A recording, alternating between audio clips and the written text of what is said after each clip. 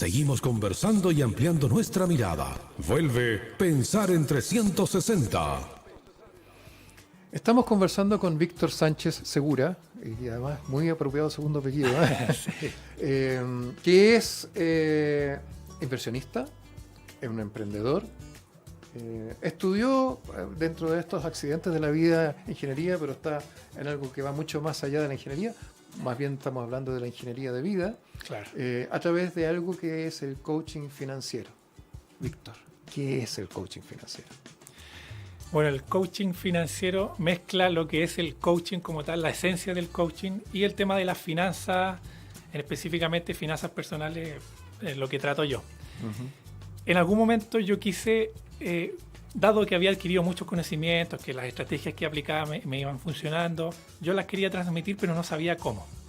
Inicialmente quería ser un asesor financiero, ¿Ya? pero claro, el asesor te dice qué hacer, cómo hacerlo, pero me di cuenta de que la realidad de todos no es la misma. Todos tenemos distintos contextos, familias distintas, tenemos pensamientos en torno al dinero distintos. Y ahí es donde entra de cajón el tema del coaching. ¿Por qué? Porque el coaching lo que hace es acompañarte en un proceso de transformación.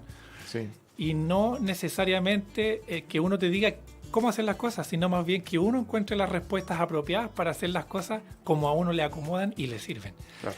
Entonces, dado que para mí esa metodología generó un gran impacto, yo decidí que esa era la mejor forma de educar y de acompañar a la gente en este proceso de dominar sus finanzas personales. Ok. Ya. Y por lo tanto, si te entiendo bien, el coaching financiero es un acompañamiento para que la persona descubra lo que quiere, cómo quiere estructurarse para tener en el fondo ingresos y Claro. poder financiar su vida. Sí, ¿Ya? Y no es el asesor financiero, porque el asesor financiero te va dando pautas, tienes que seguirlas. Si las sigues te va a ir bien, si no las sigues te va a ir mal. justamente. Ok. Por lo tanto, en el coaching financiero, tú no le dices, mira, tienes que invertir, te sobró tanta plata, la tienes que invertir en estos instrumentos, o sea, la tienes que poner en depósito a plazo, o tienes que comprarte tal propiedad. No es eso lo que haces. No es eso, claro, Ok. no es un asesor. Tampoco es un guía o tampoco es un especialista en un tema, abogado, contador o lo que sea. ¿Y por qué me di cuenta de esto? Porque dentro de este aprendizaje yo llegué a muchas formas de invertir, pero me di cuenta de que no todas eran para mí. ¿Cómo así? A ver, que cuando dices no todos son para ti. ¿Qué Claro, significa? por ejemplo, el tema de la bolsa. Ya. Hay gente que gana mucho dinero con la bolsa, pero hay que tener sangre fría. Sí, claro. El tema de los movimientos, la proyección. De repente yo me ponía muy ansioso, veía todos los días, veía cómo subía, bajaba y todo. Intentaste, de hecho. Sí, lo por tanto. supuesto. Ya. Y en realidad me generaba algo interno que no me acomodaba. Y ahí dije, bueno, en realidad si me genera esto no es para mí. Claro. Y decidí buscar otra alternativa. Ya. Finalmente nos dedicamos principalmente al tema de los bienes raíces. Uno, porque es lo más conocido, hay mucha información sobre el tema, es fácil educarse, pero no es fácil invertir en eso porque se requiere mucho capital y cosas así, pero nosotros contábamos con un respaldo para poder hacerlo. Es más, nuestra primera inversión la hicimos sin dinero. Y te voy a contar un Sí, ejemplo. cuéntame. Llegamos a un Suena acuerdo eso. con mi suegra. Ella tenía un departamento en Santiago Centro que se arrendaba máximo a 150 millones y ya no se arrendaba más ¿Cómo? caro. ¿Cómo se arrendaba? Perdón, 150 a 150 mil pesos. Ah, ok. Ya. No, porque el otro era un 150.000 tremendo pesos. negocio. Sí, claro, verdad. Ya. Y no se arrendaba más, no subía, porque había mucha oferta y todo. Entonces nosotros, dado que nos educamos en este tema, encontramos oportunidades que con el mismo valor de ese departamento lo podíamos rentar al doble. Entonces llegamos a un acuerdo con ella. Nosotros todos los meses le entregamos el dinero que ella recibía y con el excedente empezamos a acumular para poder reinvertir. Ya. Entonces empezamos sin nada, que es un concepto que muchos creen que es imposible, que creen que las inversiones se necesita mucho dinero, pero en realidad con una educación adecuada uno encuentra formas de hacerlo incluso sin tener dinero. Ya, bien. Y entonces, si te entiendo bien, tú tomaste, tu suegra en el fondo les creyó, Sí, por supuesto. ustedes le siguieron pagando los 150 mil pesos que ella quería del departamento y le sacaron mucho más que eso y esa diferencia la fueron... Reinvirtiendo. Ok. ¿Y en qué reinvirtieron? En más propiedades. En más propiedades. Empezamos comprando estacionamientos, bodegas, que Ujú. son de bajo coste y que se arrendan muy bien. ¿Ya? Y luego ya empezar a comprar más propiedades a través de los créditos hipotecarios. Una de las razones por las cuales las inversiones en bienes raíces son muy convenientes es que es lo único para el cual el banco te va a prestar plata. Si tú vas a un banco y le dices, ¿sabe qué? Quiero invertir en la bolsa, présteme dinero, te van No. a hacer una tapa. ¿Ya? Pero los bienes raíces es lo único para lo que te prestan. Claro. Porque Porque tiene una garantía real contra la cual Exacto. protegerse. Entonces, bueno, es cosa de informarse un poco, de buscar la mejor estrategia Ujú. y ahí uno puede sacar ventaja.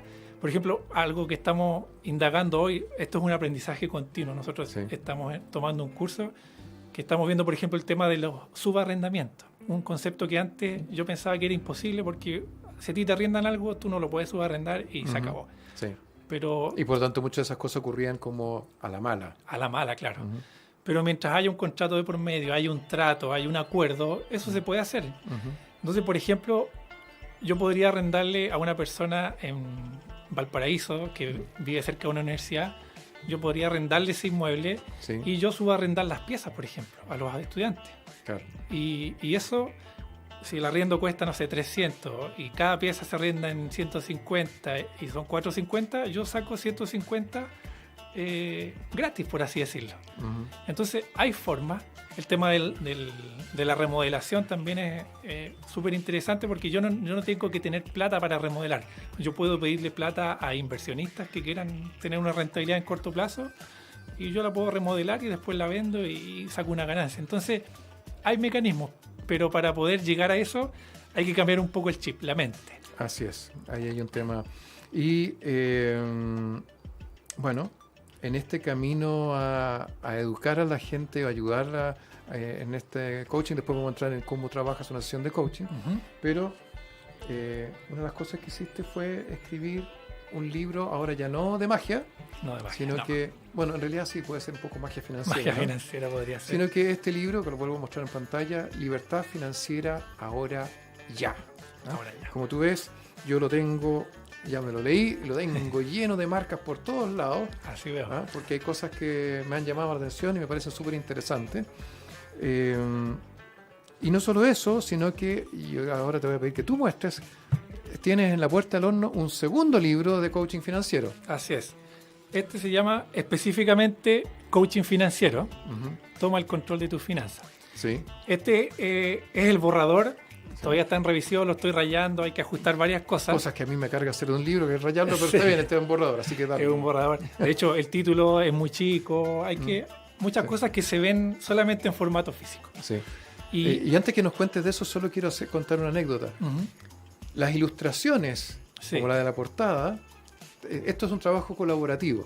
Así es. Y de la misma gente que participó en la certificación en coaching en Viña del Mar, Justamente. una de tus compañeras de proceso o de certificación es dibujante.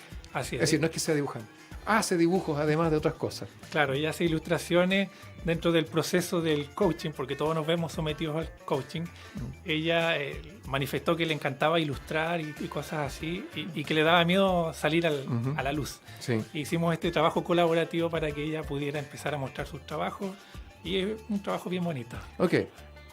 Pero ese libro surge además justamente a propósito de tu proceso de certificación.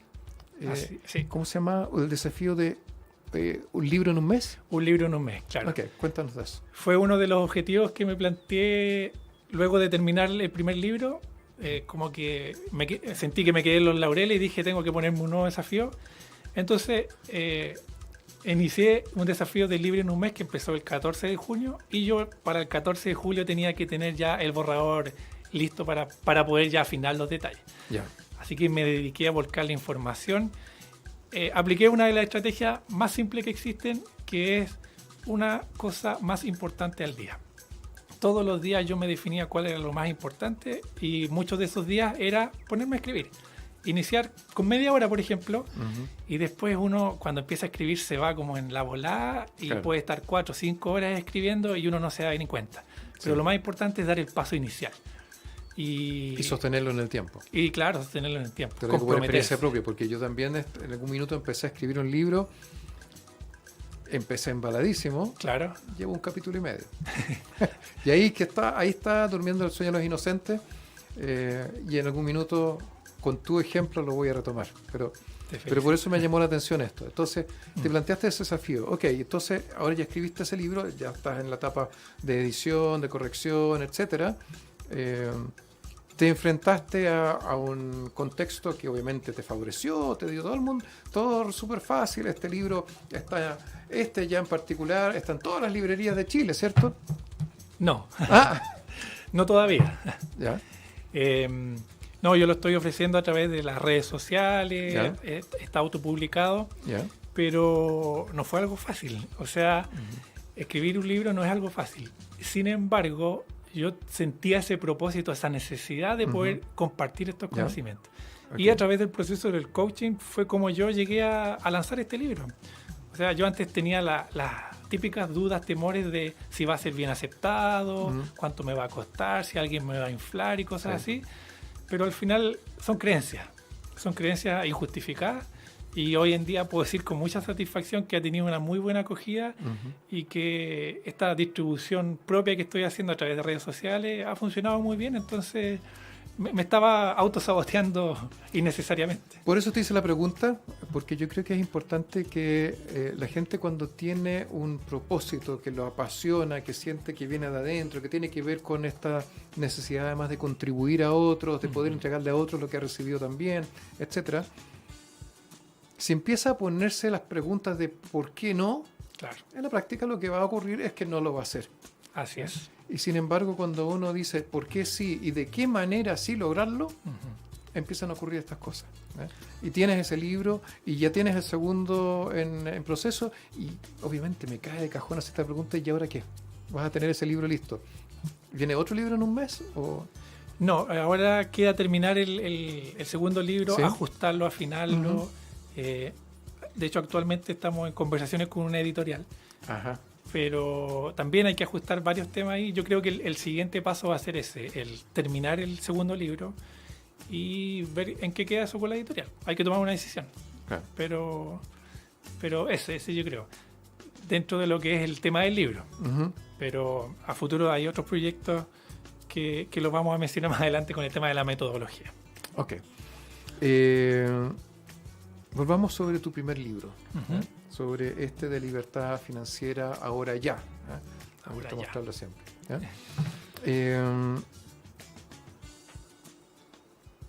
¿Cómo se vincula este libro con el tema de la libertad financiera?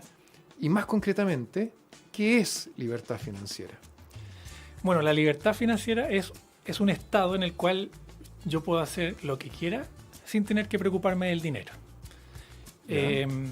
Aquí en este libro vas a encontrar respuestas como, por ejemplo, ¿cuál es la diferencia entre un multimillonario, un millonario o una persona rica? Ok, ¿cuál es la diferencia?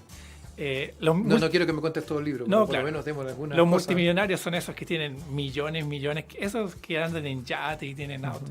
Eso es como, Un Bill Gates, un Carlos Claro. Slim. Es en fin. como lo que nos venden. ¿Ya? El millonario, sin embargo, es una persona que logra reunir o ganar $1 millón en el periodo de un año, o tiene un patrimonio equivalente, Ok. que a lo mejor mucha gente lo tiene y no lo sabe. Y finalmente, lo que a mí me cambió más la vida es el concepto de riqueza. La riqueza no se mide en la cantidad de dinero ni en las posiciones, sino más bien en el tiempo que tenemos para hacer las cosas que queremos. Mientras yo más tiempo tenga, más rico soy.